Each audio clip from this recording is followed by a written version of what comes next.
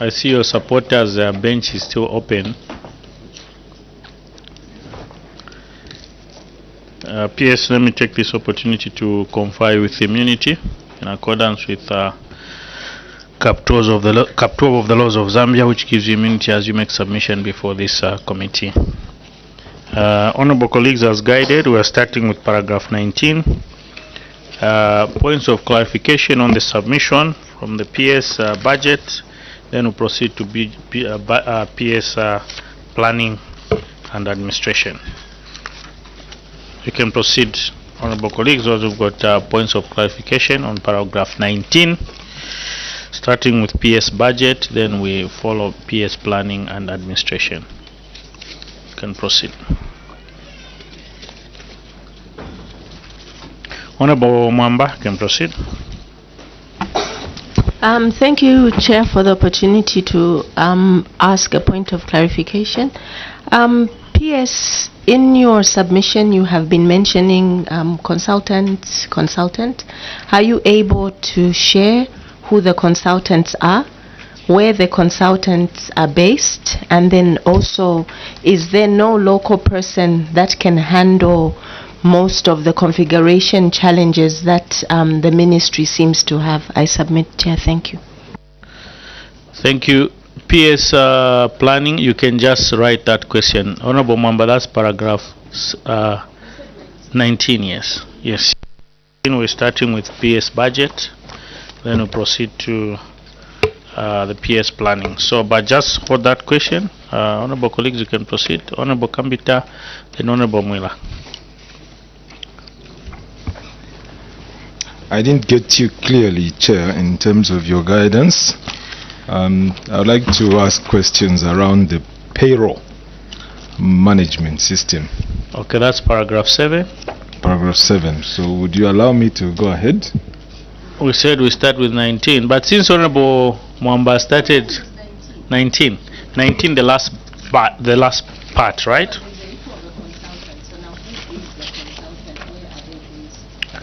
Okay, our permanent secretaries will take, I think they'll take note, but we said 19, Honorable Kambita, so if it's on payroll, you can wait.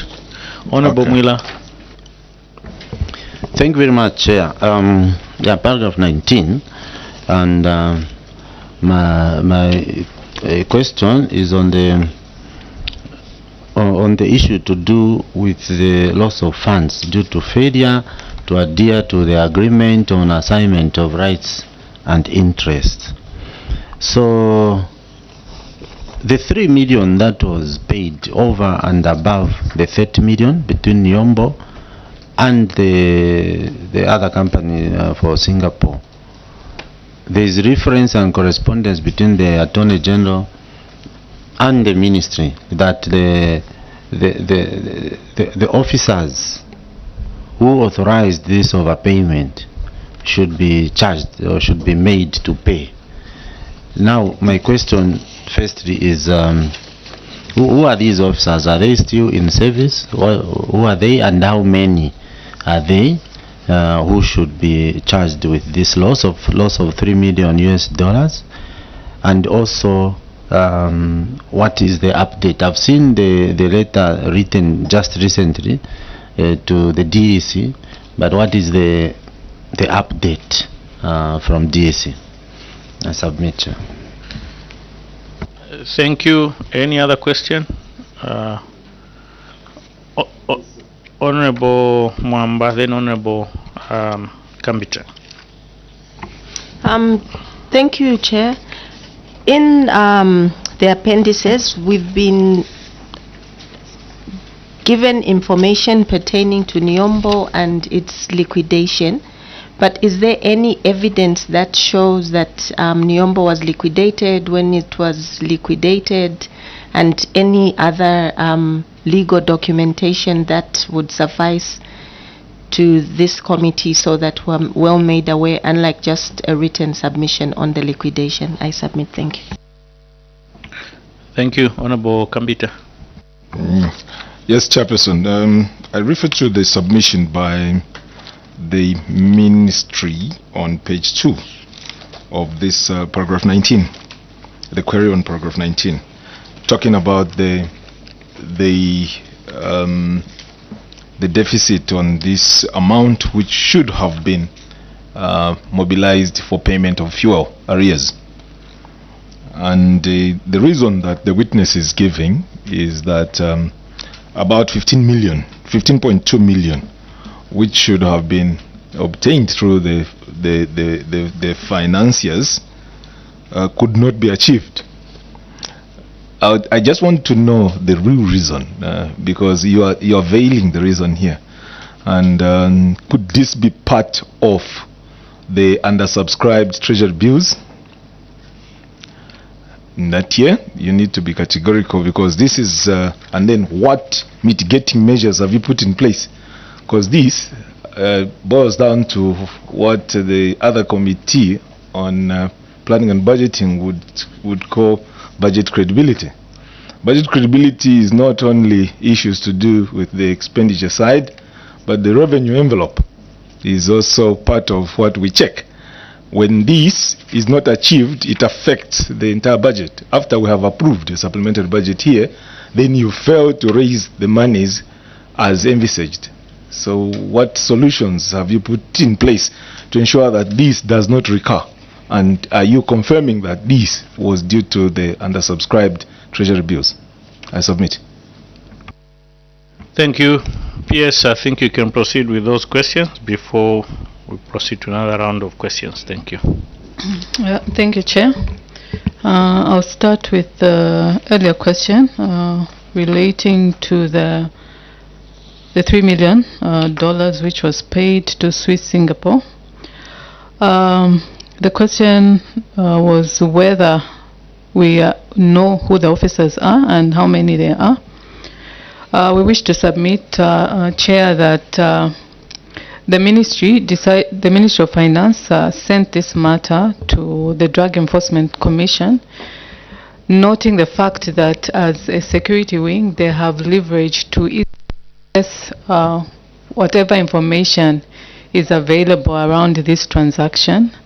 And it would be our understanding that through the investigations, they would be able to advise who the officers are, how many they are, and also to advise the ability of the government to actually get the money back through the other, perhaps through the company in liquidation.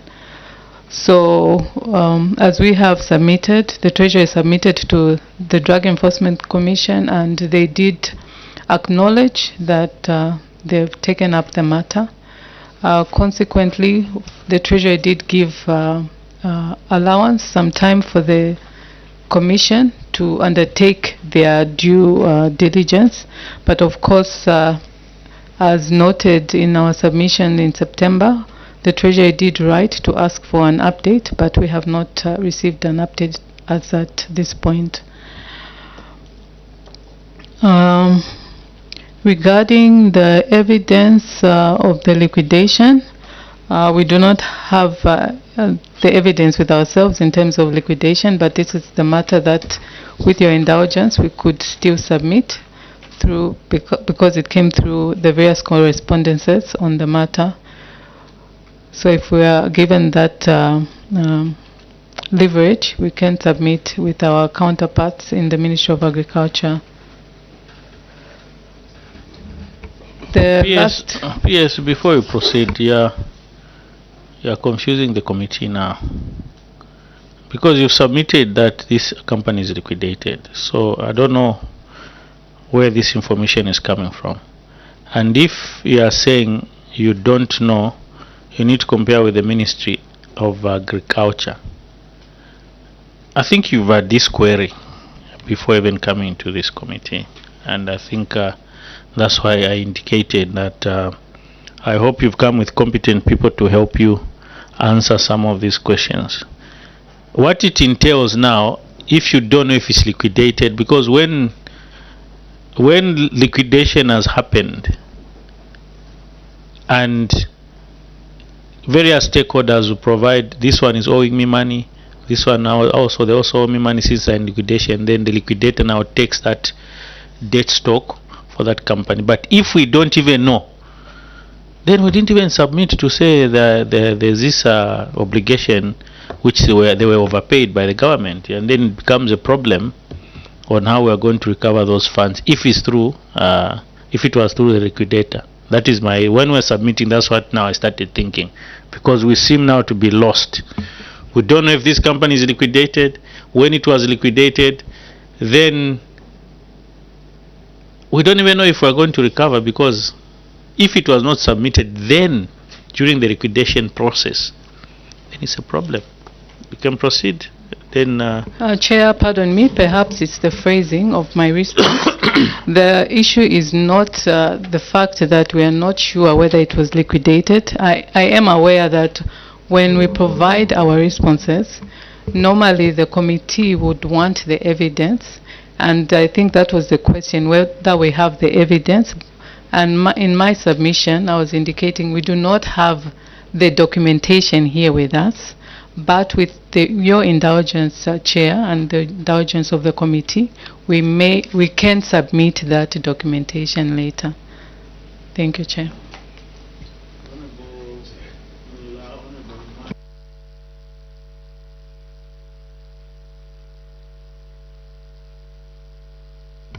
Thank you, Chair.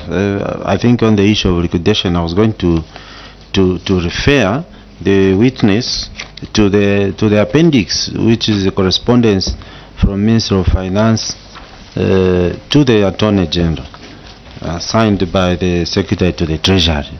Because in this correspondence, there is actually confirmation that the Ministry notes that Nyombo investment has been liquidated. So I think this is information that is known. Maybe what I was seeking was the evidence to that effect. But the Ministry itself is confirming that Nyombo is in liquidation. Now, my further query is that the advice was two phases. There was advice that recover the money from Nyombo or recover the money from the officers who authorized the payment. Now, what you referred to the DEC is help in recovering the funds from Nyombo, not from the officers. So when you submit here that you don't even know those officers and how many they are, you are waiting for DEC. The instruction to DEC is to recover from Nyombo, not from the officers. Recovery from the officers, identifying them, how many they are, and whether they are in service is the responsibility that remains with the Ministry. Hence my question. How many are these officers? Are they still in service? Are they known? Because this is not what you have asked DEC to do. You have asked DEC to help recovery from Nyombo, not from the officers. But the officers are not being absolved of responsibility. Hence the question, you can inform this committee. How many officers are involved in this process that have been identified or targeted for recovery? I submit, Chair. thank you, Honorable Umai. Thank you, Mr. Chairman. Thank you, PS, for your submissions. Mr. Chairman, like submitted by Honorable Mwila, there is a pure negligence in this matter, and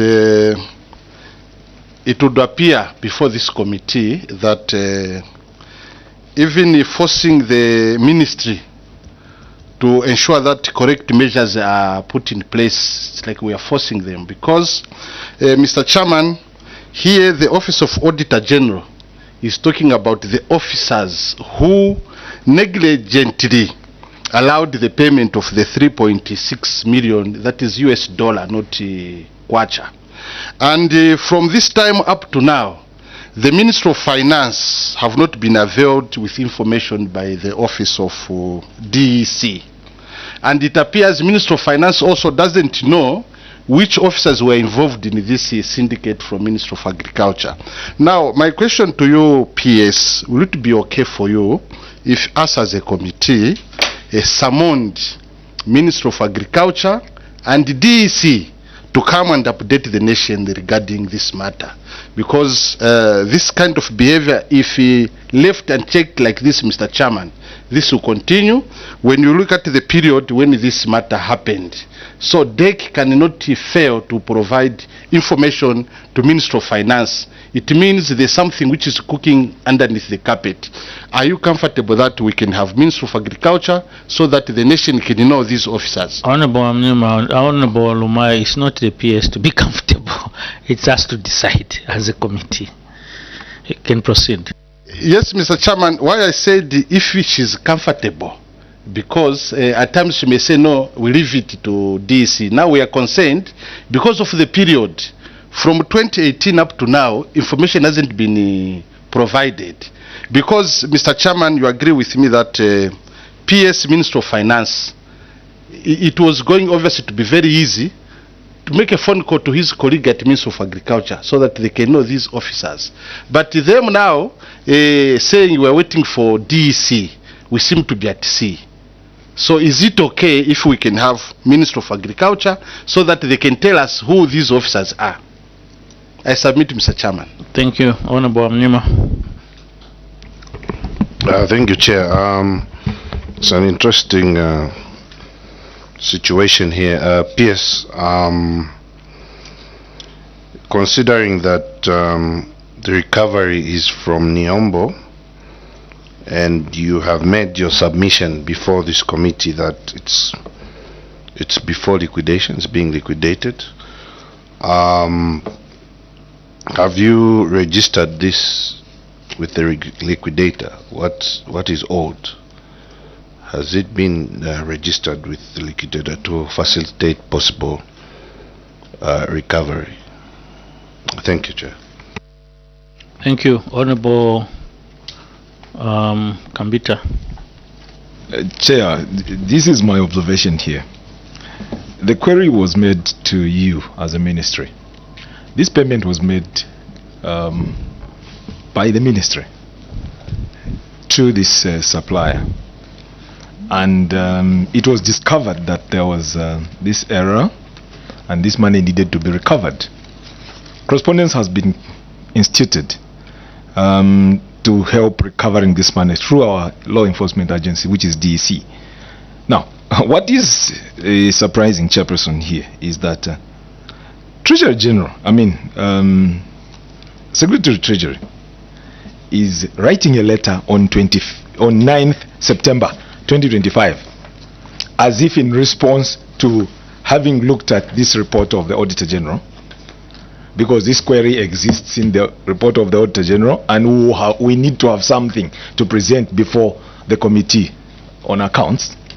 Then let's make this follow-up. But all this time from 2024, the Secretary to the Treasury has not made any follow-ups, at least going by the evidence adduced. Has not made any follow-up until now that they are about to appear before this committee, so that we have some form of evidence to show that there's activity going on here. So as a committee, we need to arrive at a decision.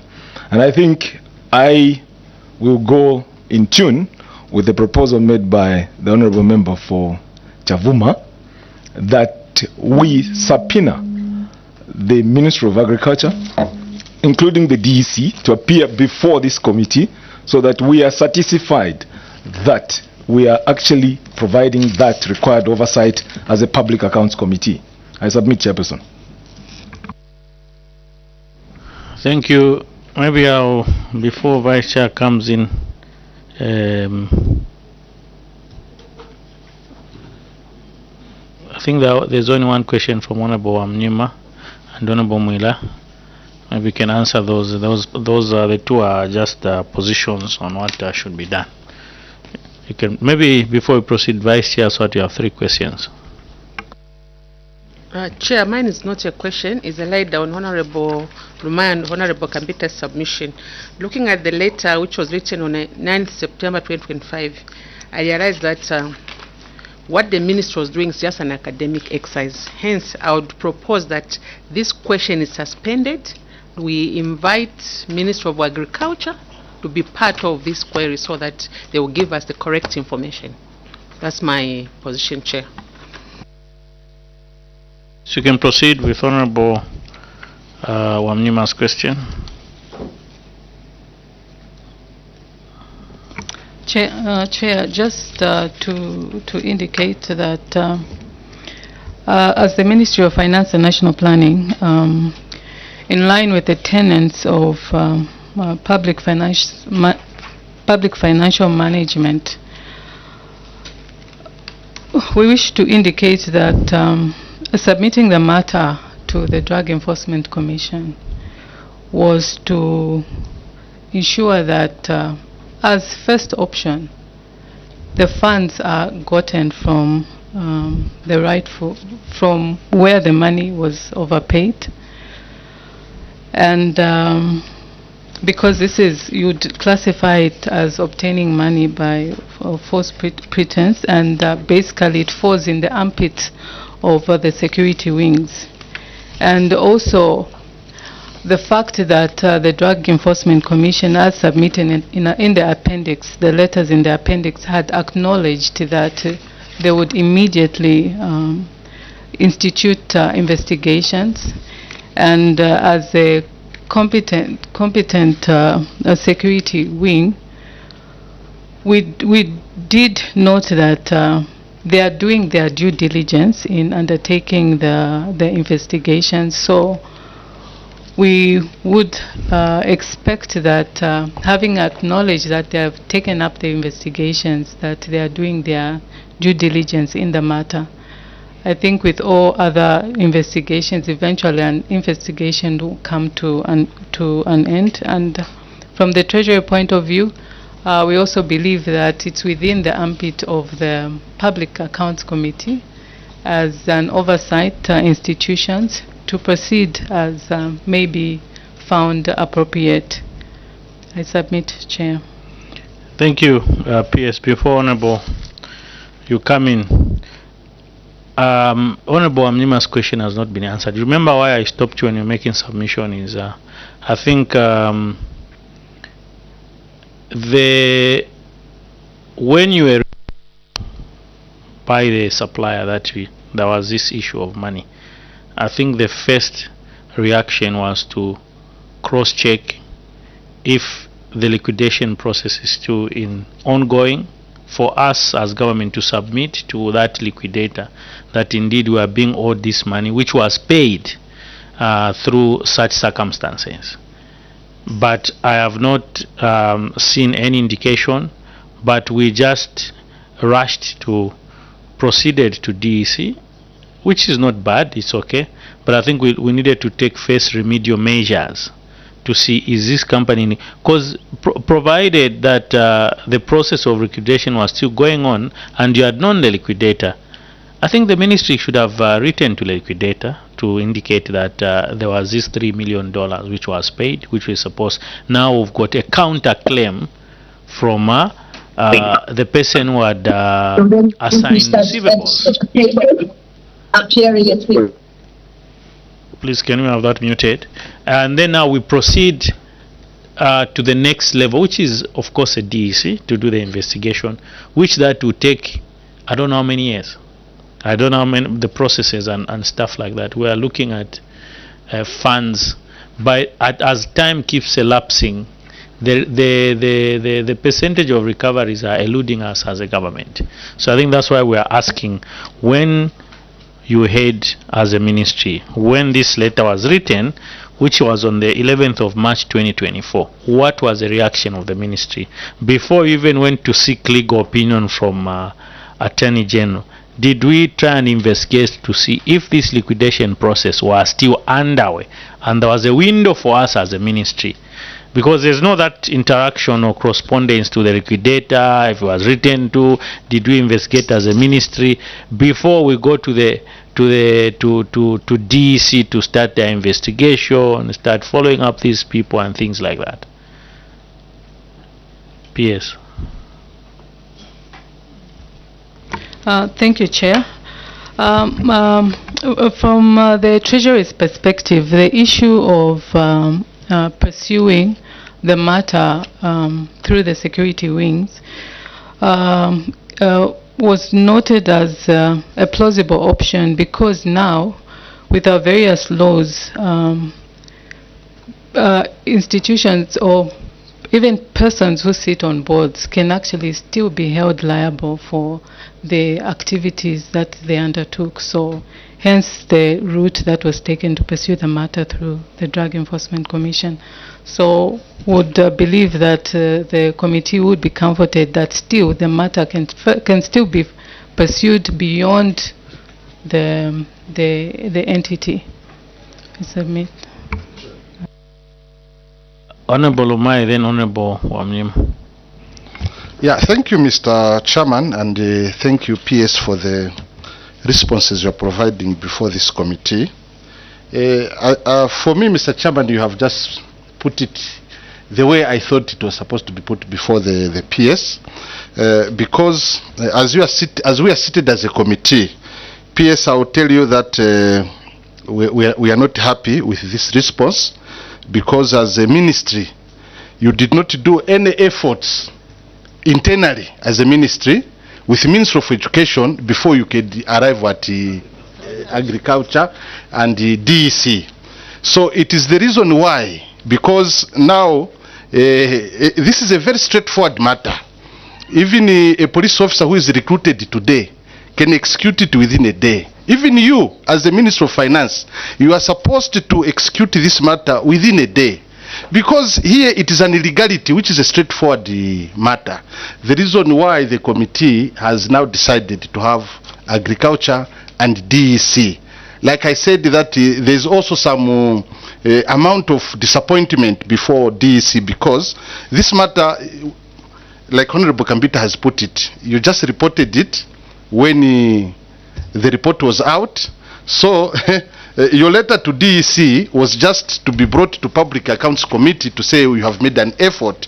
In the actual sense, maybe you are not even interested to pursue this matter. So we, as a Public Accounts Committee, mandated to ensure that public resources are not wasted.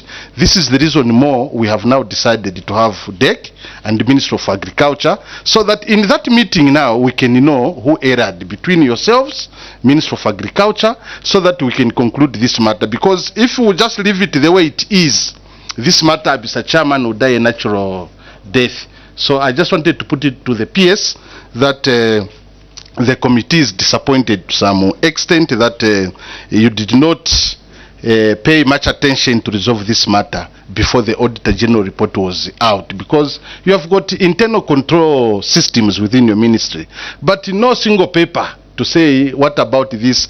Mr. Chairman, paying out $3.6 million irregularly is not small money, and it involves a lot of people within the ministries. So it's just important that we have that meeting so that we can close this matter as advised by the Vice Chair, that we suspend this issue so that we wait for the right time. I submit, Mr. Chairman. Thank you, Honorable Amniwa. Chair, the Insolvency Act, it provides for registration of debt, when a liquidation is being undertaken.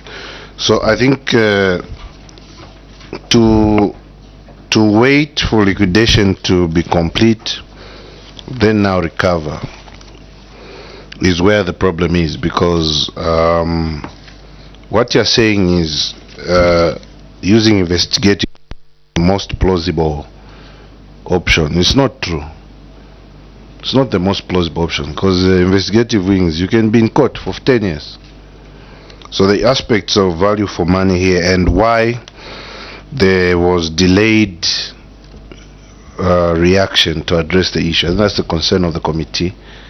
What was informing this delay to even address this during the liquidation stage, where you are protected by the law to recover your money, expressly protected if you register the debt. Honorable Kambita, then we close this matter. We defer it, not close absolutely. Chairperson, yes, we have agreed to defer this matter, and I just want to put a little bit of meat to what Honorable Wamnyima has said concerning the liquidation.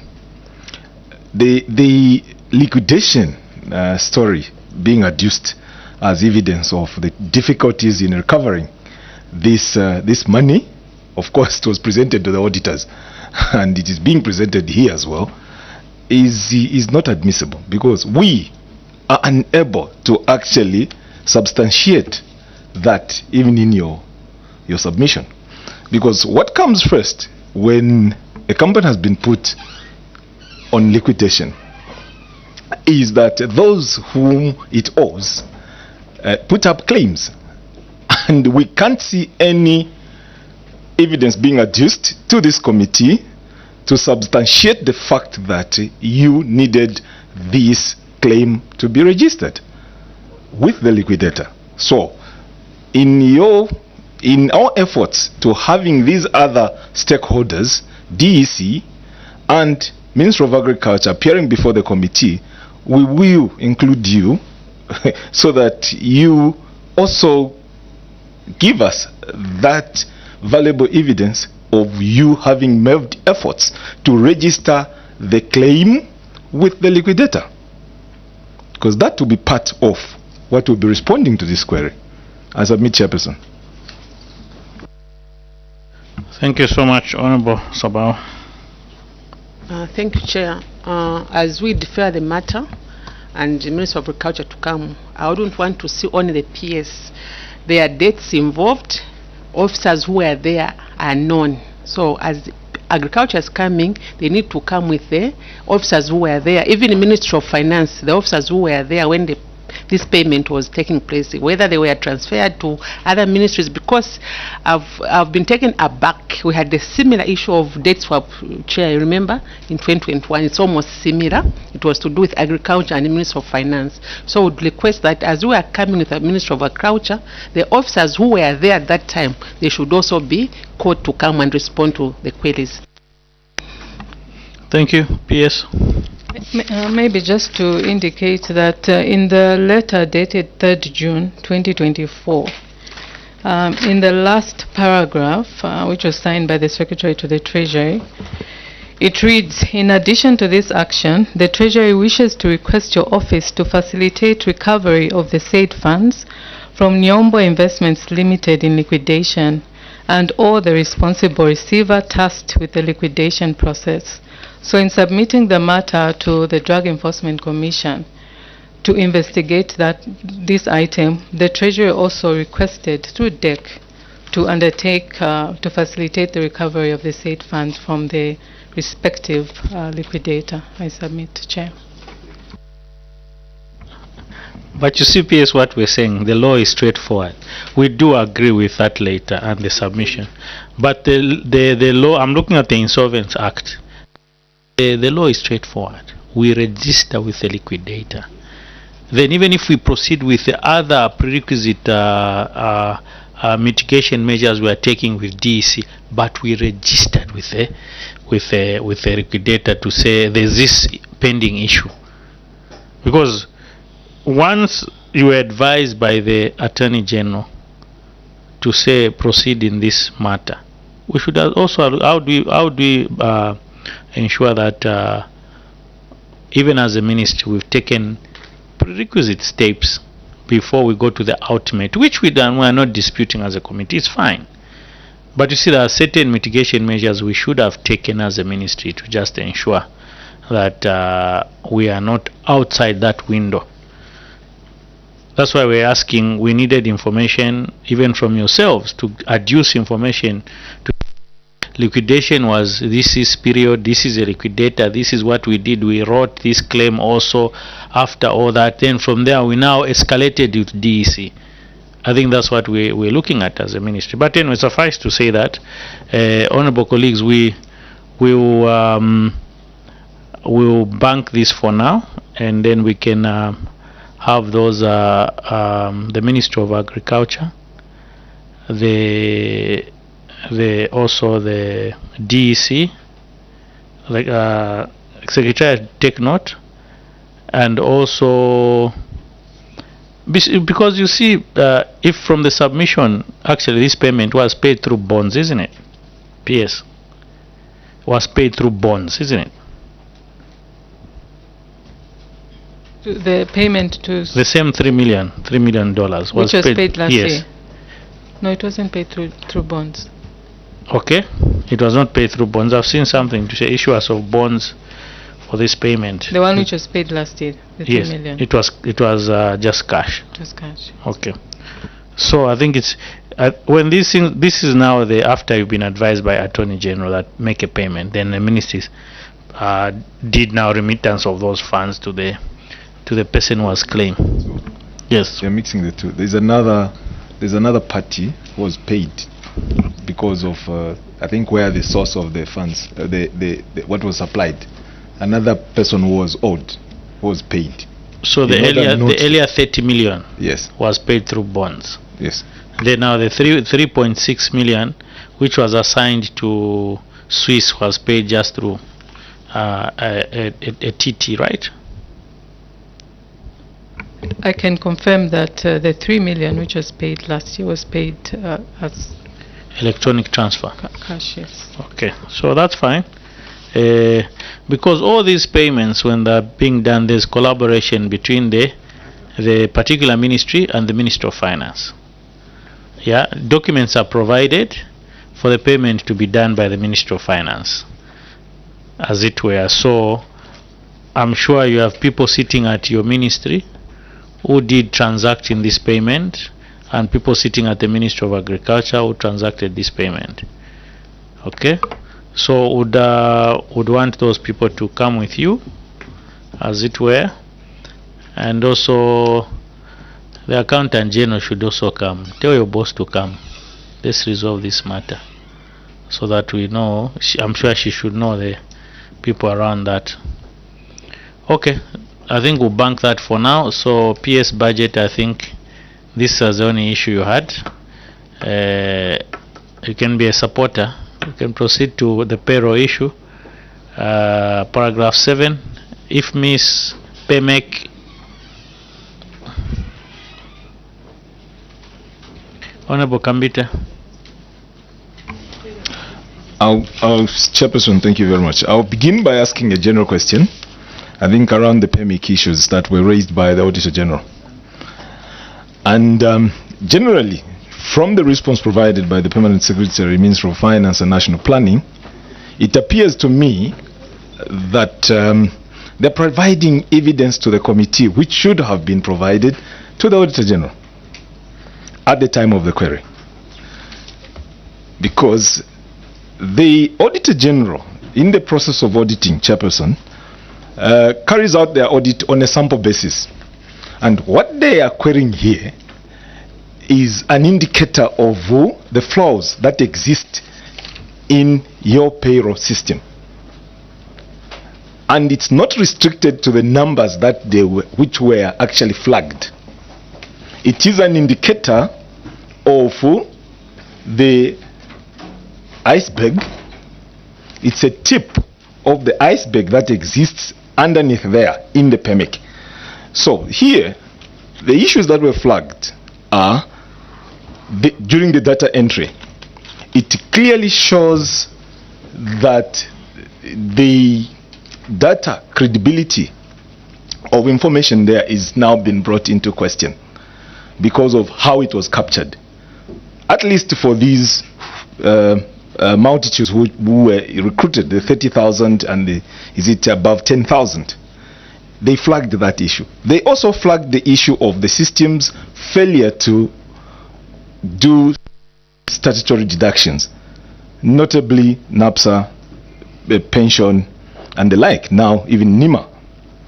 So that just gives you a tip of the iceberg of what is underneath. So now, with all these flaws that have been unearthed through the sampling of the audit undertaken, what measures are you putting in place to validate data integrity in the payroll system?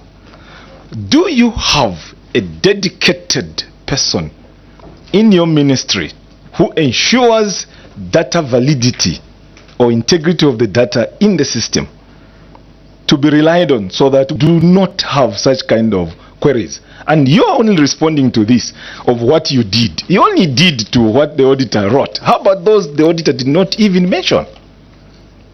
So I think the committee would only be satisfied if you showed us and demonstrated that we have this kind of employee specifically employed to ensure the data integrity in the system, and these are the controls that are embedded in the system, and that's what would be satisfying to the committee.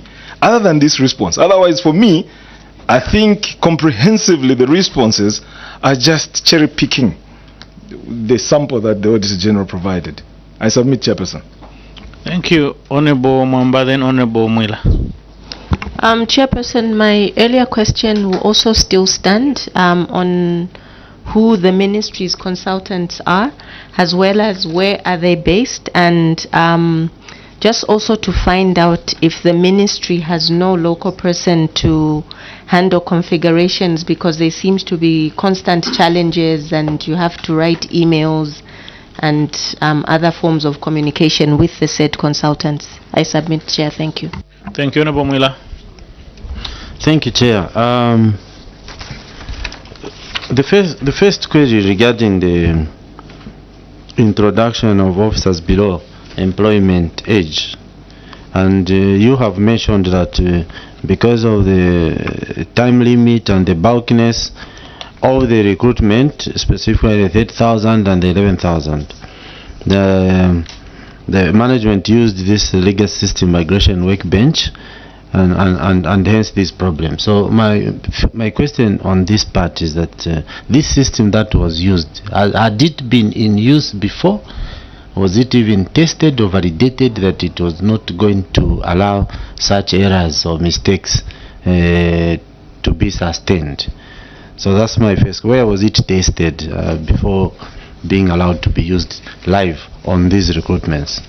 And then my second question, generally covering all these mistakes, people being paid the net pay below 40%, NAPs are not being deducted, NIMA not being deducted. I've noted the response, but my question overall, did this apply to new recruits on the payroll, or those who are affected had already been in employment and in the system? Because PEMIC has been in use by the government for a very long time, and we cannot now be seeing automatic things like NAPs are not being deducted all of a sudden. How did this begin to happen? Did it apply to new recruits, or even the old employees already in the system got affected? Because today, Chair, we cannot be talking about mistakes with PEMIC, which everyone in the government has been familiar with and has been in use for some time. I submit, Chair. Thank you. Maybe PS can react. Then Vice Chair, you start. It's connected. Okay, you can proceed. Thank you, Chair. My question is a connection to Honorable Mwila over the issue of the below 18 years. I know that PEMIC or these systems, they are being fed by us human beings, but I want to understand, do we have people in this country that can be teachers below the age of 18 years, looking at our system? For even the system, when we are feeding it, that they have people who are below 18 years. Is it practical? I submit, Chair. Thank you. PS, you can proceed. Then Honorable Amnima, you come after the submissions. Thank you very much, Chair, and honorable members, for your questions. The first question, I'll start with from Honorable Mwamba, which was raised under paragraph 19 in relation to the debt management information system. I think it applies to also the IFMIS and PEMIC. The question is who the consultants are, where they are, and where they are based, and is there any local capacity? I believe that, Chairperson, the government has been implementing what is called an e-government process, maybe which started about maybe 12 or so years ago. under the leadership of Cabinet Office, they established an e-government division to oversee the whole government's implementation of automation in its business processes. And in this regard, a number of institutions have, a number of systems to service the government across government services have been introduced. So in the context of these whole government systems, we have been using support from technical expertise based outside the country to help either with hosting, also with just technical back-end support to ensure system stability, system maintenance, while at the same time, as these systems were being rolled out, we also had undertaken extensive training of our own people to anchor or support the system, to work closely with those experts, because most of these were off-the-shelf systems that have been created from somewhere and then we adopted, such as they are sitting on a platform called SAP, for instance, IFMIS and PEMEC. So with this, the support has been mostly outsourced with the back-end maintenance of the system. But with regard to maybe improving certain things at the front end and also ensuring that the system is running as it was prescribed to run by the creators of the system, that is supported by our own people. I'll ask the Director for ICT in the Ministry of Finance and National Planning to maybe just sort of explain the interface between our own ICT people and the consultants, just to put the matter at rest so that the committee understands how the government is being supported by consultants and what its own capacity is. And also maybe to indicate some of the challenges that we are facing, considering that this e-government reform is quite, I think it's in its infancy and we are still trying to roll out, and there could be some teething challenges here and there. I'll ask my ICT Director to just speak from the technical perspective. Thank you. Thank you, Director ICT. Thank you, Chair. Just to add on what the PS has already said, the consultant that has been supporting us on SAP is from Lisbon, Portugal. Of course, is outside the country, and the contract is coming to an end in the next 6 months. We are looking at April, and as a ministry, we have floated. We are hoping that this time we may get the local company to help us in providing support, technical support, where the ICT or government officers may have insufficient skills. You may wish to know that the attrition rate for ICT, I think, has been so high, and as a ministry, we have gone through quite a lot in terms such that as we are talking right now, we do not have any certified SAP in our department. But the ministry has been working to make sure that that capacity is built. Training now has been happening in our department. We want to build that capacity. But as mentioned, we always have a challenge of attrition rate, or people being transferred from one ministry to another, and that also has become a challenge. So I think this is one of the issues which maybe the ministry will have to look at, how they can ring fence once we train. Otherwise, we are making effort as a ministry to make sure that we build capacity and overcome some of these challenges, technical challenges that we have. Also, we are looking beyond what a consultant can provide in terms of capacity building. You may wish to know that there is no consultant who would want to train so that they kick themselves out of business, because you would have known everything that they know. And so to make sure that that does not happen, as a department, we are looking at building capacity using other means, so that then we can get the real required skills in order for us to manage these systems. I submit. Yes. Thank you, Chair. The issue of also just providing some resources for capacity building has also been made in this year's budget and next year's budget. And this year we've already trained a few on the follow-up system that is coming after this SAP. The owners have phased it out, they're getting rid of it, and we have to jump onto a new system from 2027. So we are already trying to prepare ourselves with training some of our officers to prepare for that transition. Like I mentioned, we are making effort in collaboration with the e-government division at Cabinet Office, who are our government technical experts overall for all the systems, to ensure that we work together to contain and retain. It's difficult because these are specialized skills, to retain the skills within the country and within government. I submit on this one. Thank you. PS budget, you can leave. The immunity has been lifted unless I thought you are giving a support. Thank you. Thank you. Yes, Thank PS, you can proceed with your submission. Thank you, Chair. I will also go to the question that was raised with regard to the measures being undertaken to ensure that system integrity and strengthening of system audit is in place to avert some of the lapses that we have noted in the MPSs, who have direct, we should say direct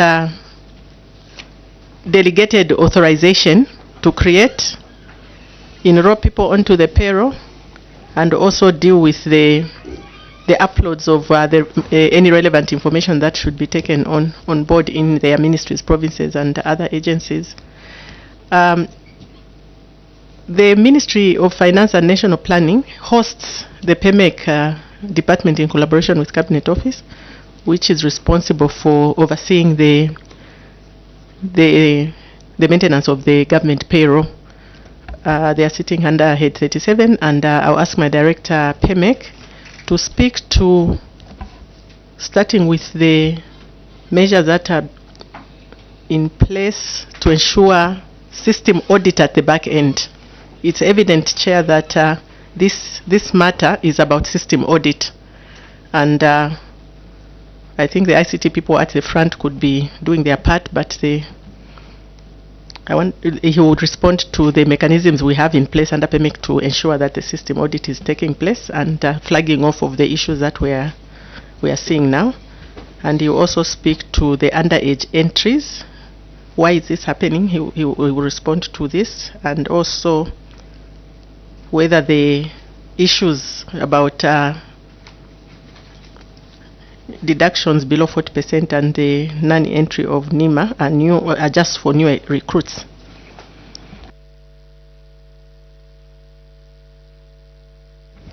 Thank you. The one in charge of PEMEC can proceed.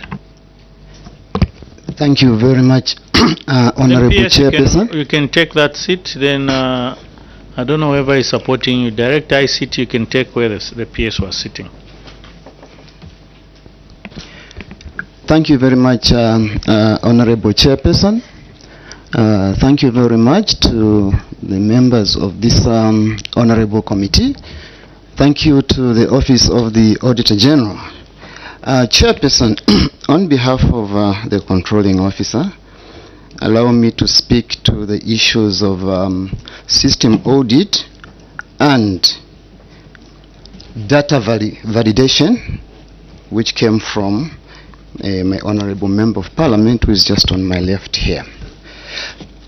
Chairperson, the PEMEC system is embedded with a very, very important functionality. And that functionality, Honorable Chairperson, is called a simulation. Meaning that for each and every entry, data entry that I make, and any user makes on the payroll, at the end of it all, the officer is supposed to do a simulation. That simulation will bring a pay slip And it is from that simulated payslip, and it is from that payslip where the end user checks himself or herself the accuracy of the data that she has put on the payroll. That is data validation. That is data validation. Chairperson, after the payroll has been run, the payroll chairperson is subjected to the office of the Controller of Internal Audit, who have got representatives at PMEC chairperson, Honorable Chairperson, who go through and do a pre-audit of the system before we even run the final payroll. It is at that point again, Honorable Chairperson, that data validation is done. Honorable Chairperson, there is also one powerful tool that happens on the PMEC system, workflow management. Meaning that whatever entry that an end user does on the payroll has got to pass through the supervisor, has got to pass through audit, has got to pass through the controlling officer as the final approver.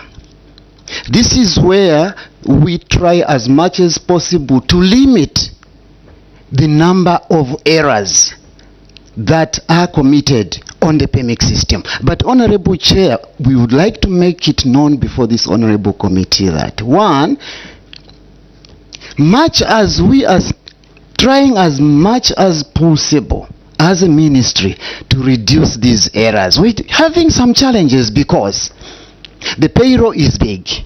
The number of people interacting with the payroll are many, and there is attrition. There are those who are retiring, meaning that we have to do continuous training for these people. And as we are training these people, well, in their early periods, while it's doing inputs on the payroll, they are bound to make mistakes.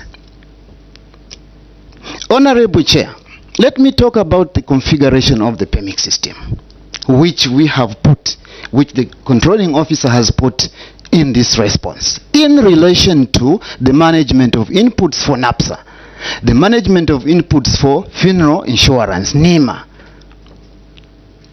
The system, Honorable Chair, born on the 1st of April 2010, was meant in such a way that it should accept inputs in a certain form of sequence which we call infotypes. And this system is meant to sit in the office for the HR or the accountant.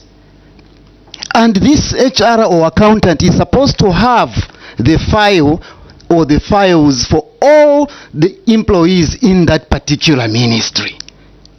And it means that when making inputs on the payroll, the end user is supposed to have the file. Unfortunately, we have these challenges where end users are forgetting certain information which is on the file and yet is supposed to be put on the system. They forget. These are the statutory issues that the Auditor General has found. We are agreeable, and that is very, very true. And that is why the office of the Auditor General is saying, let us automate. Yes, we are agreeable, but the system is old. It's now it's now 15 years old. That is more the reason, in order to mitigate the risk, we are saying, let us do the retraining. Chair, I submit. Thank you, Honorable Lumai, Honorable Amuila, then Honorable Wamnyima. Thank you. Thank you, Mr. Chairman. PS, the Vice Chairperson for this committee, asked a simple question, that is it possible a child who is below 18 years can become a teacher? When you calculate, usually children start school at this age, they have to complete at this age, they have to go to the college maybe for 2-3 years. So is it possible for a child who is below 18 years to be recruited as a teacher? Now, Mr. Chairman, we have 205 cases reported by the Office of the Auditor General, And the director, PEMIC, has brought this committee to speed. He has talked about the data validation at every stage. At every stage, there is end user, there is a ministerial level, and all those things.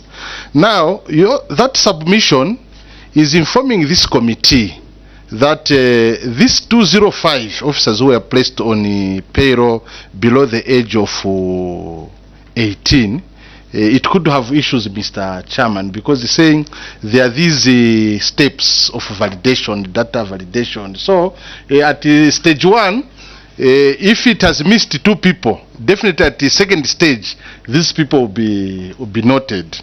Now, Mr. Chairman, we have a query before this committee. Director PEMIC of the 205 who were placed on payroll and they were below the age of 18.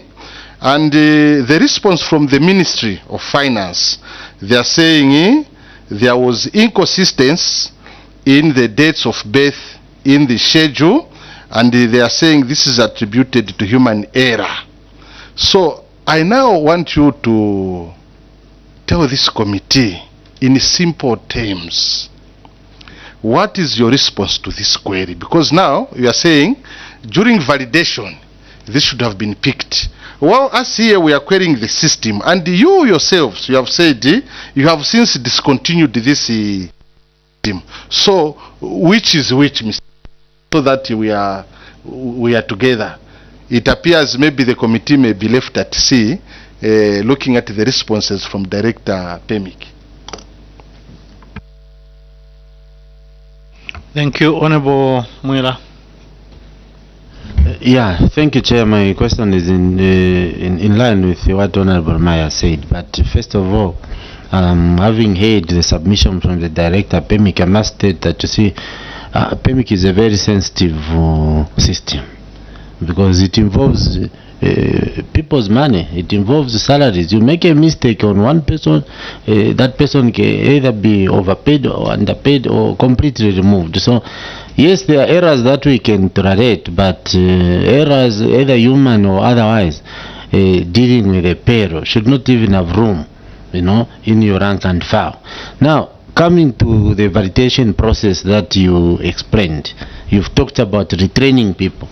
I want to understand that the validation system from the end user all the way to the controlling officer, there are layers of individuals here reviewing the same input.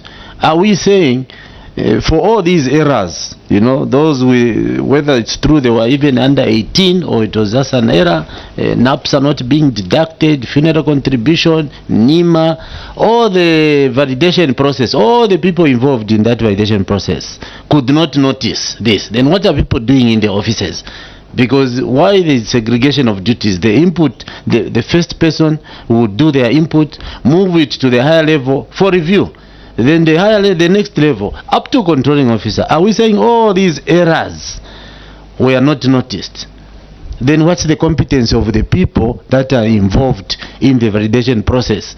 If errors can start and all the way to the controlling officer, all these people in between without noticing, it's a very dangerous situation, Mr. Chairperson. But also come back to my question I asked earlier. These people who are affected, were they new entrants on the payroll or they are existing employees caught up in these errors? I submit, Chair. Thank you, Honorable Mnyima.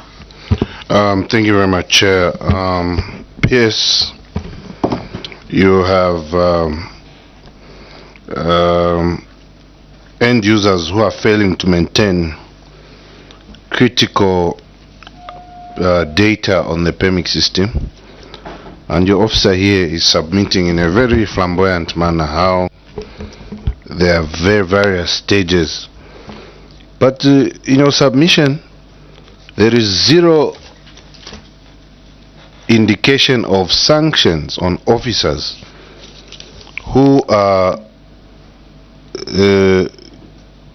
providing omissions in the system. How are you sanctioning these officers?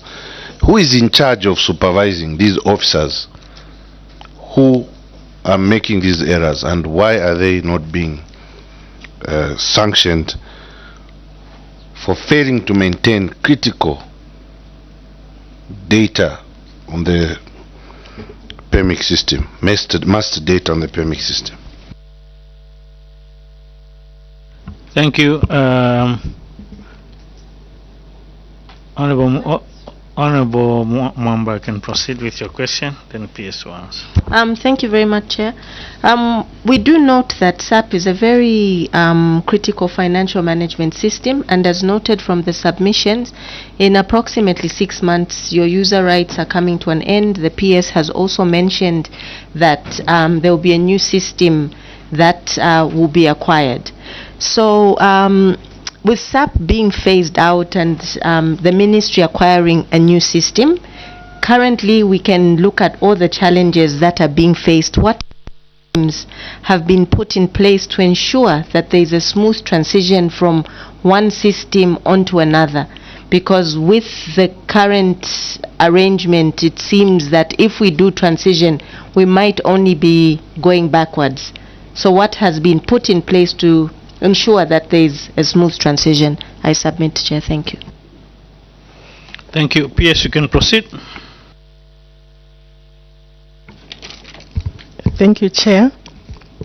I would like to respond that to ask my director PEMEC to respond on the system that was used to put the 11,000 and 30,000 on the PEMEC, whether it was checked before use and the errors that were introduced. Why it is possible to introduce a 2-year-old, for instance, on the payroll. He will speak to that, and also how the inbuilt, I think he has already spoken to the inbuilt audit systems. The controller of internal audit is part of the process. I'll come and speak to the sanction mechanism. Director, you can proceed. Thank you very much, Honorable Chairperson.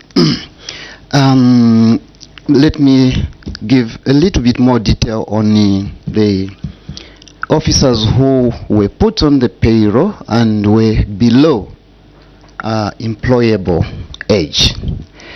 Honorable Chairperson,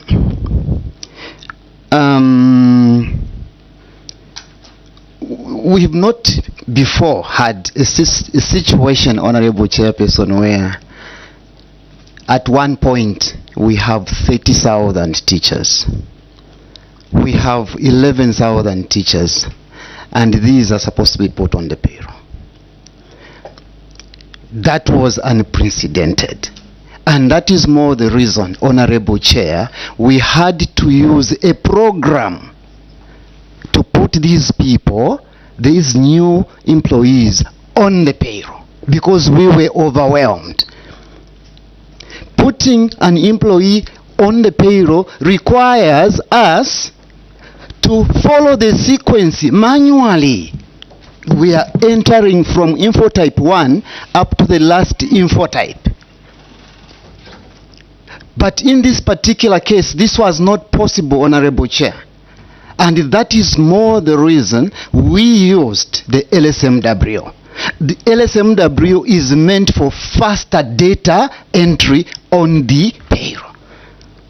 Somehow, yes, and we are agreeable with the Office of the Auditor General that we did not validate this program very well, because our immediate need was to have these people put on the payroll. And that is more the reason the LSMW did not even recognize the already inbuilt configurations on the payroll which restricts the age limit. Because when you are putting somebody on the payroll and you are following all the info types, the system will kick in and say you cannot put somebody on the payroll who is below 18 years, already inbuilt. Now, what was happening? Why we are talking about inconsistency in the data that we received from the MPAs is the fact that some end users were giving us, for example, date of birth. There is a column for date of birth, and there is a column for date of first appointment. Now, instead of putting the information for date of first appointment, putting it there, they put it on the date of birth. That is why we're having people who are 2 years old. That was simply data inconsistency. But otherwise, the system is already very well configured not to allow somebody to be put on the payroll when they are below employable age. And what the controlling officer here did, Honorable Chair, is when that was noticed by the Office of the Auditor General, we quickly talked to our colleagues in the ministries, in the provinces and the agencies, and they quickly did what? Correct this information. Chair, I submit, and this, Honorable Chair, was for new employees, the 11,000 and the 30,000, because that is where we had to use the LSMW program. I submit from my controlling officer. Thank you, Director. Maybe before you proceed, I think those submissions you make even earlier, those are essentially the detective controls. But does it entail that the system cannot prevent these errors when you, I don't know if update or stimulate it? You cannot pick that this one is underage, this one, flag them. Is it possible? Thank you very much, Honorable Chair. It is, but when it comes to issues of data specifications, unfortunately, the system does not, it doesn't recognize that. I submit, Chair. Thank you. PS, next question. Thank you, Chair. The question of the fact that we have a lot of layers of controls and audit before the payroll is run but are not being followed. I would like to believe that this process can be strengthened going forward in complementary to further sensitization and engagements more with our end users and other controlling officers in the other ministries. We have been interacting with them to ensure that there's a bit more oversight by the various institutions that are sitting there, the audit office, the controlling officer's office, considering that the responsibility of the payroll is actually the responsibility. It's one of the functions of the controlling officer to ensure that she maintains a correct, accurate, and a payroll with integrity. And therefore, we have constantly flagged this to our colleagues so that as controlling officers, they make sure that that responsibility they've been given by the Secretary to the Treasury is administered as expected. And therefore, we'll keep on, as a ministry, to sensitize them. We'll keep on interfacing with them to make sure that that function is not negated or neglected by themselves. That's why we are coming up with this sensitization program and constant engagement with them. The issue of sanctioning the officers who enter wrong data and those who don't validate when running the simulated payroll, like I said, also the controlling officer has to make sure that that is undertaken, and the controlling officer then would have to be charged by the Secretary to the Treasury if the Auditor General's report, as it was published, has brought out some of these weaknesses. We will bring it to the attention of the Secretary to the Cabinet that we have these weaknesses across the ministries and provinces, so that the oversight function is strengthened. We will ask him to issue a circular where maybe he can provide guidance on how he expects the payroll to be maintained, and the oversight that he expects from the controlling officers, so that this matter can be taken seriously by all those charged with the responsibility of ensuring that there's integrity on the payroll system.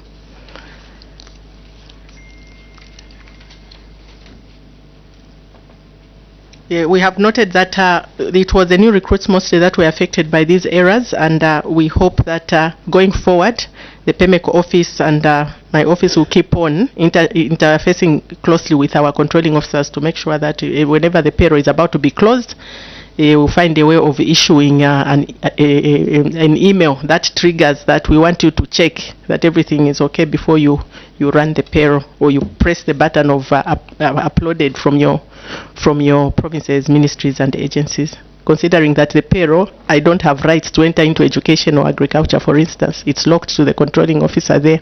So once the payroll is done by their end user, validated by their controller of internal audit, it's the controlling officer who is responsible now to actualize it as a correct payroll run for that ministry.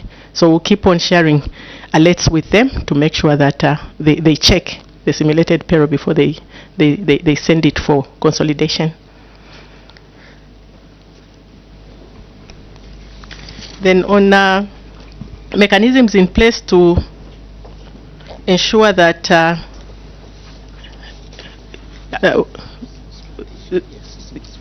the seamless transition from the SAP system to the SAP HANA system that is coming, I'll ask my director ICT to respond to that, and also the strategy that is in place with Smart Zambia Institute to strengthen capacities to transition to the new system.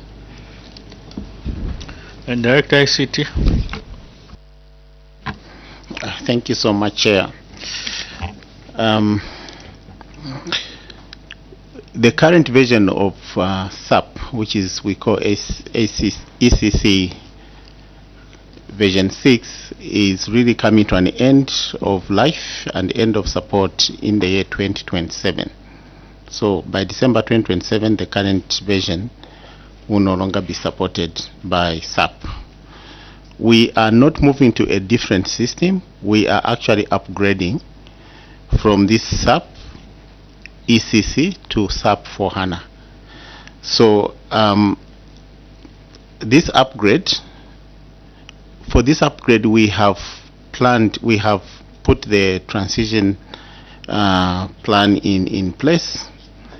One of them is that we are looking at 2 years in which for us to successfully transition from the current ECC to the S4HANA, the new version of SAP, which is cloud-based. They are pushing, this is proprietary system, so they are pushing all the institutions that are using SAP that they need to move to this new version because the current one is not going to be supported.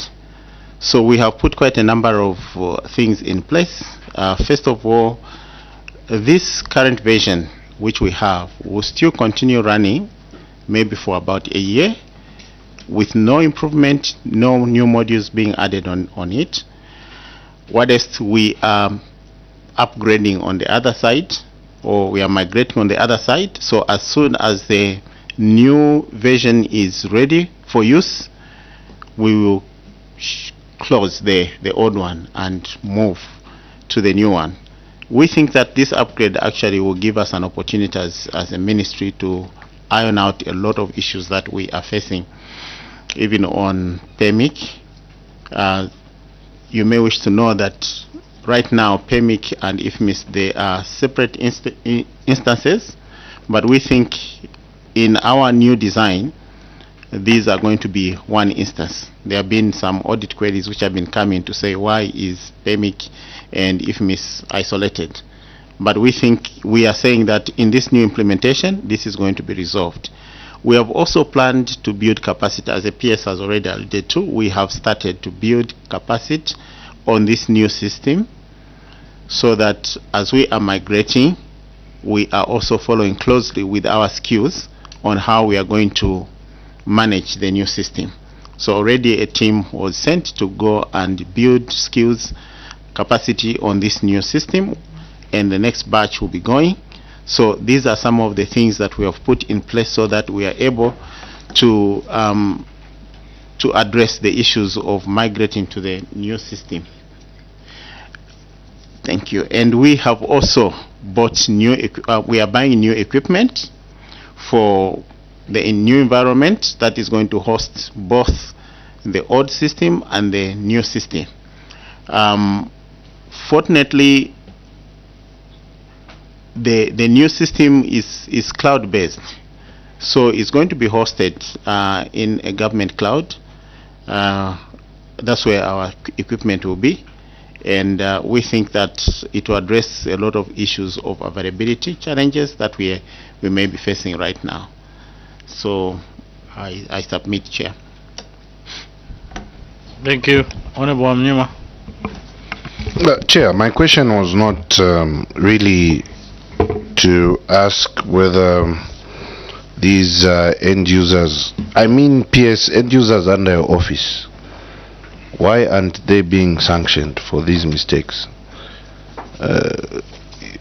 Because yourself, be reporting yourself to ST or SC is not the issue. The issue is those under your office. PS, that question. The end users under your office and not, I think, the interface between you as controlling officers and the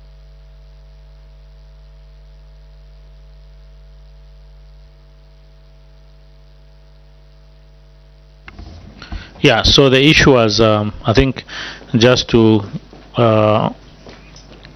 clarify on Honorable Mnyima's question, it's the end users within your offices and not yourselves and the Secretary of Treasury, as it were. Thank you.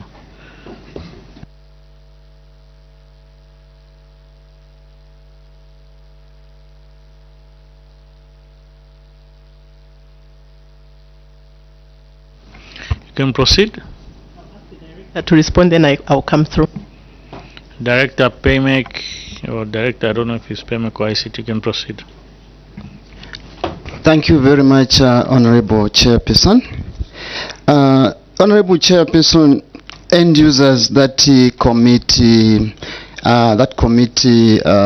mistakes on the PayMec system. Generally what we have been doing to them is this, that and especially if the mistakes that they have made on the system are of a big magnitude, we have always removed authorization for them to interact with the payroll.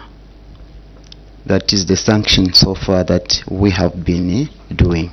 But with the observations that are coming from this House, and I think through the controlling officer, I think time should come when they should be meted with the suspensions and so on and so forth. I am just suggesting, Honorable Chair, through the controlling officer. SPS, your submission. Thank you, Chair.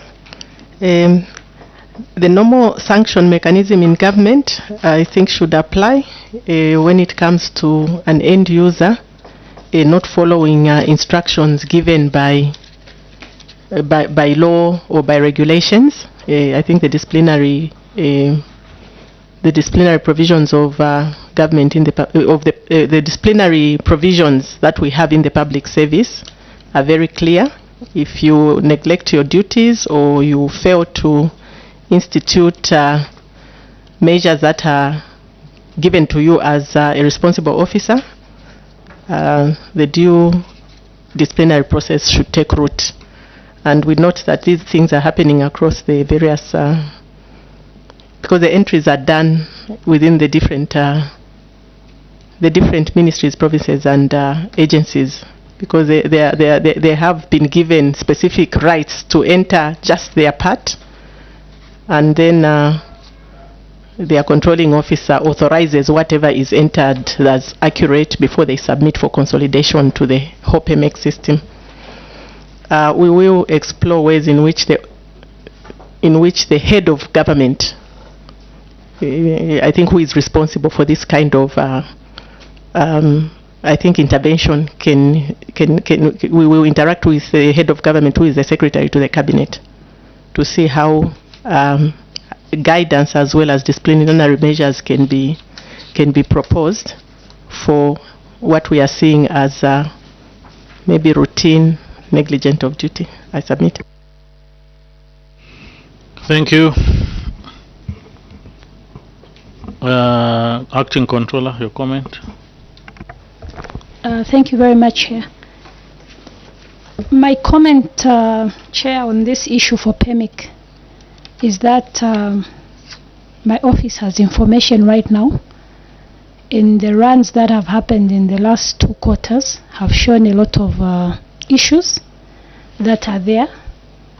I did not want to comment on this issue, but I think it's important to just bring some comfort to this committee that there are things that are being done already. So these inconsistencies, I think more work is being done, and we'll communicate to the director PEMIC. So when they do the run, like he rightly put it, the validation, yes, is being done by the auditors, and they do a report, which brings out a lot of issues, and I think they're being dealt with, and the necessary recommendations will be made. What I'll say is, what we've observed is the PEMIC system is a bit porous right now, just like we've noticed from the date of birth, from the entry point. Where are the validators? Where is the supervisor next? What's happening to the workflow? So those are real issues, Chair. And as a division, we've been discussing with Accountant General to find a way in which we can strengthen the controls.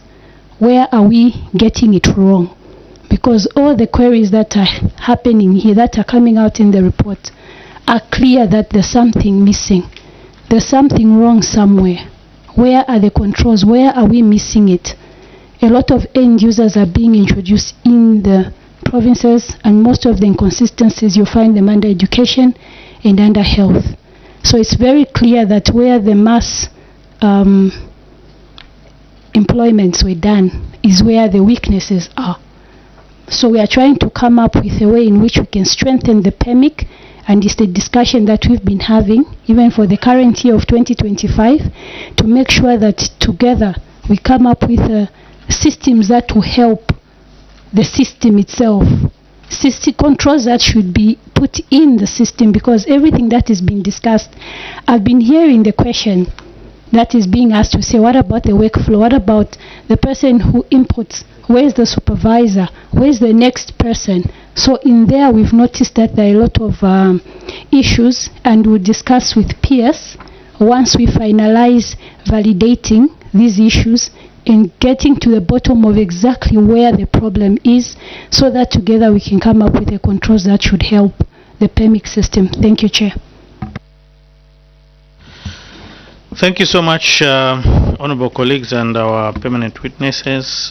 PS, I think some of these issues, especially issues to do with deductions of statutory obligations, is very, very important that we adhere to that. I don't know why we take so long to implement some of these matters as government. I remember when I was still in government, we still had those issues where government is not remitting pay as you earn, while they're deducting from the employees, where they're keeping the money. So there are all these loopholes, I think, which we need to ensure that we mitigate. Issues of NEMA, I think we cannot even over debate that, because if government workers are sacrificing that be deducted, then you find that it's not remitted, but it's been deducted to that effect. I think we need to ensure that we relook at our system. And suffice to say that I think what's also important is not us. I think we have this perpetual mindset as government that we always need to have a consultant. I think that's not the case. Let's capacitate ourselves, and we have champions who can ensure that they work on those systems. Imagine if Auditor General can come and pull those queries, then they've got the competence to go in the system and do system interrogation and check parameters to see to it that are they being adhered to the way the system is set, what are some of the challenges, and now we need to ensure that we mitigate those challenges, as it were. So I think it's very, very important, especially you as Minister of Finance. You cannot even have queries to do with payroll. You are the ones who are supposed to collect revenue on behalf of government. Suffice to say that our budget for 2026 is 80%, is it 89% plus on DRM, domestic resource mobilization. But if we are failing to collect, if we are failing to deduct pay as you, and if we are failing to remit, then the same us as Minister of Finance, we are saying, no, how do we enhance revenue mobilization? When the revenue within our reach, we are failing to collect it due to some of these issues with our system, being it PEMEC or IFMIS. Lack of offsite backup is very important, because we crash as a country, then the system is, we start calling someone who's in Portugal. What should we do here? But the issue is local, so I think it's important to capacitate. You've got people who've been with these systems for a long time. Same applies with is it EGP, whatever it is. When it's down, you have people be communicating with people in Israel to make sure that they push up the system. Yes, we know they want to keep their rights, but even as we come up with these systems, let's take some of these rights locally, and if we need to attach people, we attach people that side, so that they can learn and come and impact on others to ensure that we run smoothly as a government. Lack of insurance cover for IFMIS hardware equipment. Then the ministry is submitting that we want to liaise with the Smart Zambia. When you are together with Smart Zambia, I don't think we can get that as a ministry, as a committee, Madam PS. It's important. You are within Smart Zambia is part of Ministry of Finance, so let's collaborate. Yeah. So even if it's at cabinet office, but you see, initially it emanates from it's more seated on the Ministry of Finance, and cabinet maybe is just housing them. Yeah, because that's how this thing initially was set up. So we are within the same government. Let's enhance collaboration. For us, we cannot accept you come and say, no, we are the money people. Ministry of Finance, you are the money people. All those lines under head 21, what is some miscellaneous, some you don't even they are not properly detailed, just lump money there. Do insurance for yourselves, because this equipment is based on your work. It's a system, it's a core system for public financial management. But if it's messed up, it's not backed up, it becomes a huge issue concerning payments. Then failure to test these backups. I think from time to time you need to ensure that these backups are tested, because that's the only way you can know if it's working, if it's also effective, as it were. So PS, we implore you with your team, not also to only not to comment about PEMEC, this payment system.